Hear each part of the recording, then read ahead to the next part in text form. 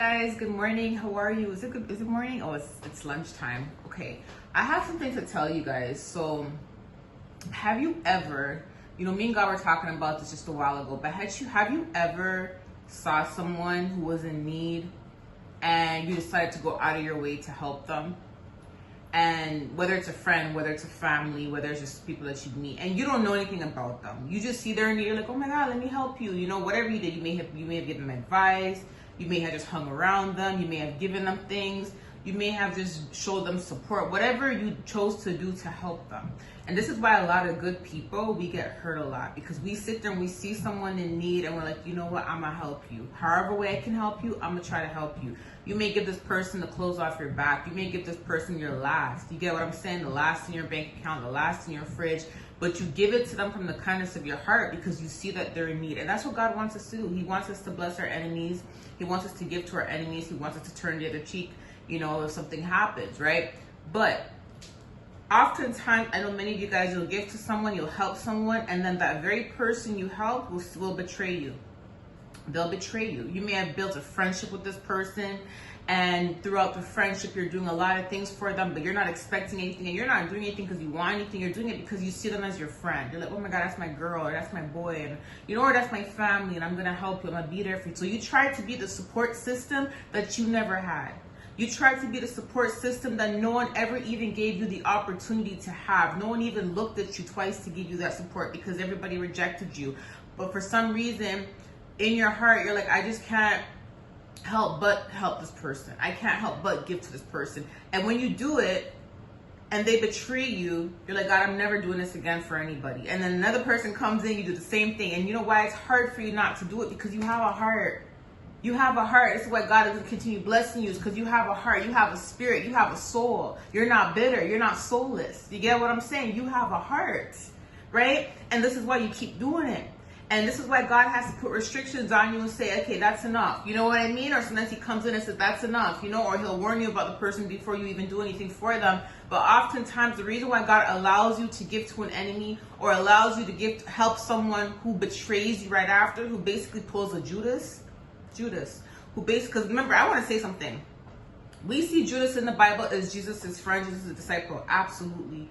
But God also uses the Judas references in other areas as well. Your Judas may not be your friend. It may be a stranger that you met, that you helped out, that betrayed, tried to stab you in the back after. It may be a group of people that tried to stab you in the back. You get what I'm saying? A Judas doesn't always have to be a friend, but the reference, the example, Jesus went through that. He helped somebody who was still in the circle. Remember, Jesus knew he was going to be betrayed from Judas, but he knew that was also still a part of the plan. You get what I'm saying? That was a part of the plan, hence why he still hung out with Judas. Now, when we have Judases in our life, God will allow the Judases to betray us, yes, which hurts.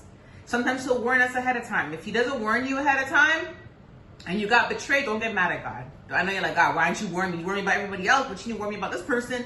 Because that's a part of the plan. You are supposed to be betrayed by that person because it's supposed to teach you something. But not only is it supposed to teach you something, it's supposed to teach that person something as well. So sometimes God will allow the Judas in your life without saying anything to you. If it's not a part of his plan and he's trying to prevent you from being, betrayed, he will let you know ahead of time, stay clear of this person, be careful of this person, and it's really up to you to listen. Do you get what I'm saying? But when he allows that to happen, where people consistently betray you, and it's mainly the ones that you helped, he did that for a reason, because he did that to prove something to you, but he also did that to show something about these people.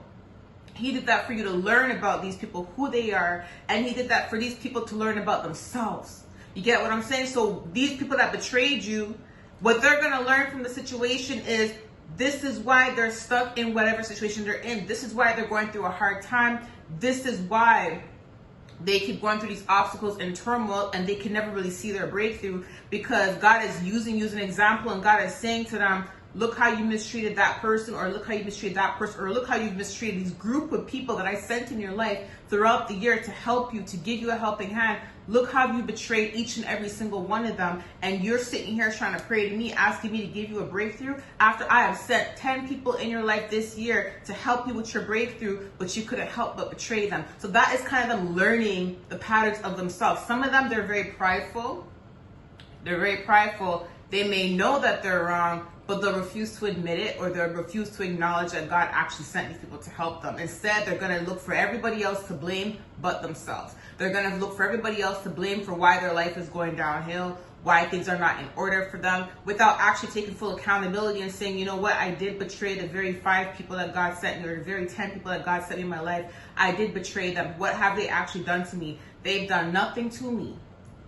As a matter of fact, these are the only people that actually came through to help me, yet I betrayed them. So instead of them reflecting, they're going to try to project, they're going to try to make it seem like everybody else is against them, everybody else is attacking them. That's why their life is going downhill, not realizing they're doing it to themselves. The reason why God allowed you to go through that is for you to realize that there's some people that make things harder for themselves.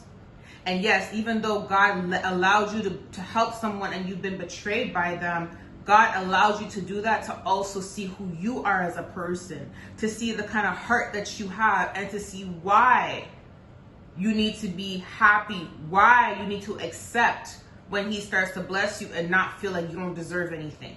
Because oftentimes we continue to get betrayed, and then when God brings a breakthrough in for us, we're scared to accept the breakthrough. We feel like we're undeserving of the breakthrough when we've helped give other people breakthroughs who stabbed us in the back. So why can't we accept the breakthrough that God has given us, who has never stabbed us in the back? Do you get what I'm saying? So he's teaching on both ends.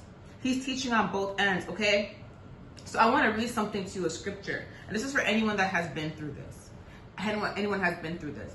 You know that, let me read it to you right now. So this is Proverbs 19, verse 3. A person's own folly leads to their ruin, yet their heart rages against the Lord. Remember when I said in that video that I think it's a video I posted like last week. I said they're angry at God because of how God is blessing you and the things that God's doing in your life. These people bring their own folly upon themselves.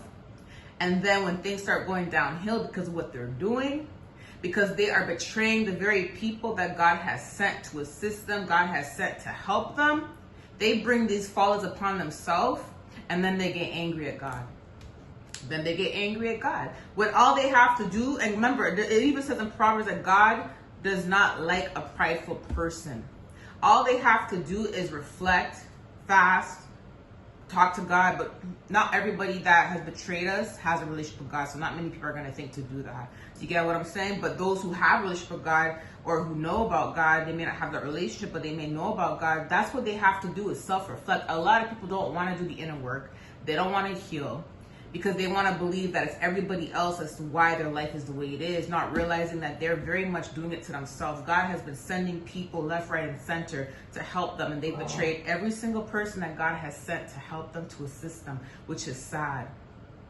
And this is why when God has us look at people, and this is why he does not want us to 100% try to save everybody. We try to save as much people as we can, but at the same time, some people, they are literally living in their own folly. Like the things that they're actually going through, they've literally brought that upon themselves, but you may not know, because you may be from the outside looking in, just seeing someone that's in need, like, oh my God, that person's in need, not realizing that that person has betrayed every single person that has tried to help them while they were in need.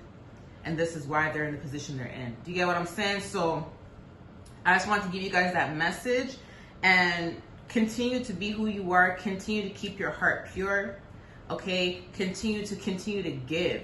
If you are a giving person, continue to give, and don't take it personal. If you give to someone and God did not warn you about the person ahead of time and they betrayed you, don't take it personal, because it's supposed to teach you and it's supposed to teach them. If anything, when they see God prepared the table in the presence of them, they're gonna understand why God did it.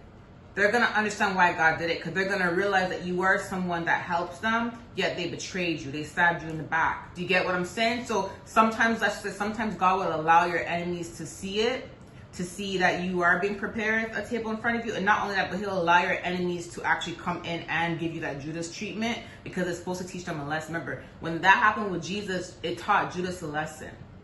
He couldn't even live with himself. You get what I'm saying? There's people out there that have betrayed you and you've done nothing but be nice to them. Best believe they are going through internal conviction, and they have a heart. They don't even like themselves. So you can't expect them to like you or love you or to treat you good if they don't even love themselves. You get what I'm saying? So I want to tell you guys I love you guys. Talk to you soon. Bye.